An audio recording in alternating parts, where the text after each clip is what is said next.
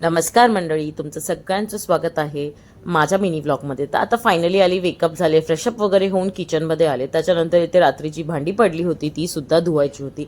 काल आला होता, थोडासा कंटाळा केला, त्याच्यामुळे आता फटाफट धुवून घेते. तर झटपट अशी सगळ्यात आधी भांडी लावायला घेतली, त्याच्यानंतर झटपट भांडी धुवायला घेतली. मग एकीकडे चहासुद्धा ठेवायचा होता. सकाळचे वाजले होते 7:30.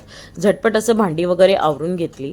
त्याच्यानंतर चहा ठेवला एकीकडे. तर चहा आज आल्याचा करायचा होता, कारण काल आलं संपलं होतं, तर आल्याचा चहा मी बनवला नव्हता.